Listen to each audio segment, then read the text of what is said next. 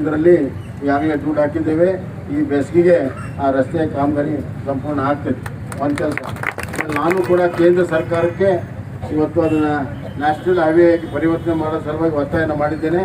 ಅವರು ಪ್ರಧಾನಮಂತ್ರಿ ಗತಿ ಶಕ್ತಿ ಯೋಜನೆ ಅಂದರೆ ಭಾಳ ಬೇಗವಾಗಿ ಮಾಡುವಂಥದ್ದು ಒಂದು ಯೋಜನೆ ಇದೆ, ಅದನ್ನು ಹಾಕಿಕೊಡ್ತೀನಿ ಅಂತ ಗಡ್ಕರಿ ಅವರು ನನಗೆ ಇವತ್ತು ಅವರು ಆಶ್ವಾಸನೆ ಕೊಟ್ಟಿದ್ದಾರೆ. ಅದನ್ನು ಬೆನ್ನತ್ತಿ ಅದನ್ನು ಮಾಡಿಸ್ಬಿಟ್ರೆ ಶಾಶ್ವತವಾಗಿ ನೀವು ಒಳ್ಳೆಯ ರಸ್ತೆ ಇವತ್ತು ವ್ಯವಸ್ಥೆ ಆಗುತ್ತೆ.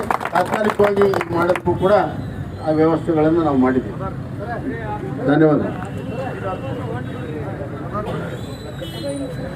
ನೋಡ್ರಿ, ಎಥಿನಾಲು ಯಾರು ಕೂಡ ಕೊಟ್ಟಿರಲಿಲ್ಲ. ಎಥಿನಾಲ್ನಿಂದ ಪೆಟ್ರೋಲ್ ಮಾಡ್ಬೇಕಂತೇಳಿ ಪ್ರಾರಂಭ ಮಾಡಿದೆ ವಾಜಪೇಯಿ ಸರ್ಕಾರ. ಇನ್ನೊರು ಯಾರು ಮಾಡಿಲ್ಲ. ನಾನು ರಾಜಕೀಯ ಮಾತಾಡ್ಬಾರ್ದಂತ ಸುಮ್ಮನಿದ್ದೀನಿ. ನೀವು ಪ್ರಶ್ನೆ ಕೇಳಿ ಬಂದ್ರೆ ರಾಜಕೀಯ ಉತ್ತರ ಕೊಡ್ಬೇಕಾಗ್ತದೆ. ಅಲ್ಲ ಅದೇ ರೀ, ಅವ್ರು ಬೇಕಾದ ಹೇಳ್ತಾರ, ನೀವು ಯೋಚನೆ ಮಾಡ್ಬೇಕು. ಇಷ್ಟು ಈಗ 32 ಈ ಎಥನಾಲ್ ಫ್ಯಾಕ್ಟ್ರಿ ಈ 2-3 ವರ್ಷದಲ್ಲಿ ಬಂದ ಮುಂಚೆ ಬರಲಿಲ್ಲ. ಕೇಂದ್ರ ಸರ್ಕಾರ 20% ಎಥನಾಲ್ ಅನ್ನ ಪೆಟ್ರೋಲ್ ಅಲ್ಲಿ ಕೊಡಬೇಕು ಅಂತ ಹೇಳಿ ಪರ್ಮಿಷನ್ ಕೊಟ್ಟಿದ್ದಕ್ಕೆ, ಆಯಿಲ್ ಕಂಪ್ನಿಗೆ ಪರ್ಮಿಷನ್ ಕೊಟ್ಟಿದ್ದಕ್ಕೆ ಇವ್ರು ಎಥನಾಲ್ ತಯಾರು ಮಾಡಕತ್ತಾರ. ಮಜಾಕ್ ಮಾಡ್ತಿದ್ದಿಲ್ಲ. 3-4 ವರ್ಷದಿಂದ ಯಾರು ಇರಲಿಲ್ಲ ಇವರು.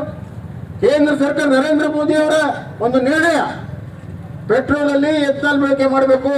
ಅದು ಗ್ರೀನ್ ಎನರ್ಜಿ, ರೈತರು ಬೆಳೆದಿರುವಂತಹ ಗೋಂಜಾಳ ಇರ್ಬೋದು, ಅಕ್ಕಿ ಇರ್ಬೋದು, ಕಬ್ಬು ಇರ್ಬೋದು, ಅದನ್ನ ಬಳಕೆ ಮಾಡಿ ಪೆಟ್ರೋಲ್ ಅಲ್ಲಿ ನಾವು ಮಾಡ್ಬೇಕು ಅನ್ನೋದಕ್ಕೆ ಈಗ ಡಿಮಾಂಡ್ ಬಂದಿದೆ. ಈ 32 ಕಂಪನಿ ಬಂದಿದ್ರಿಂದ ಗೋಂಜಾಳಕ್ಕೂ ಕೂಡ ಒಳ್ಳೇದಾಗುತ್ತೆ. ಮುಂಚೆ ಹಾಕಿರ್ಲಿಲ್ಲ.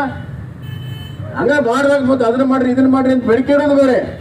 ಮಾಡಿದಾರೆ ಅವರು, ಯಾಕಿನ್ನು ಮಾಡಲಿಲ್ಲ ಈ ಪ್ರಶ್ನೆ ಬರ್ತದೆ. ಅದೆಲ್ಲ ಬೇಡ. ಅದಕ್ಕೆ ಹೇಳಿದ್ದು ನಾನು, ರೈತ ಎಲ್ಲರಿಗೂ ಸೇರಿದ ನಮ್ದೆಲ್ಲ ಕರ್ತವ್ಯ. ಅದೇನು ಹೆಚ್ಚಿಗೆ ಮಾಡಬೇಕು ಮಾಡ್ತೀವಿ. ಕಾರ್ಖಾನೆ